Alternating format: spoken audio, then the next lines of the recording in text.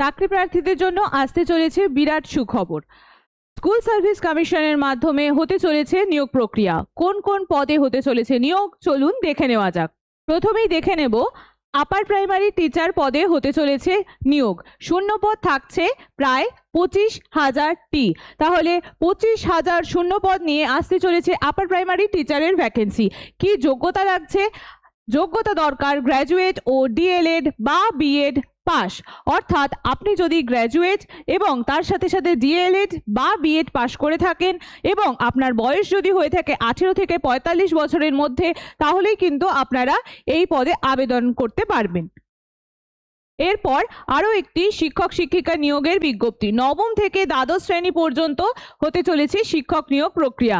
শূন্য পদ সেখানেও থাকছে প্রায় 30,000টি এবং যোগ্যতা হিসাবে আপনার দরকার হচ্ছে গ্র্যাজুয়েট ও পোস্ট গ্র্যাজুয়েট ডিগ্রি কোর্স এবং তার সাথে আপনাকে বিএড পাস করতে হবে। অর্থাৎ এই ক্ষেত্রেও কিন্তু আপনাকে বিএড ম্যান্ডেটারি থাকছে এবং বয়স সীমা থাকতে হবে 18 থেকে 45 বছরের মধ্যে।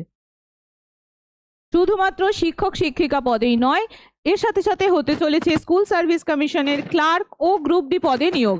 সেখানেও শূন্য পদ থাকছে প্রায় 10,000টি এবং যোগ্যতা হিসাবে দরকার থাকছে শুধুমাত্র মাধ্যমিক পাস।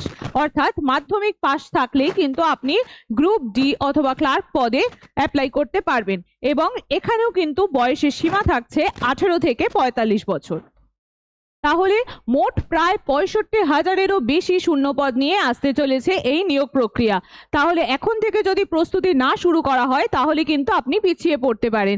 আমাদের বৈঠকে ইনস্টিটিউশনে কিন্তু already upper primary second batch start হয়ে গেছে।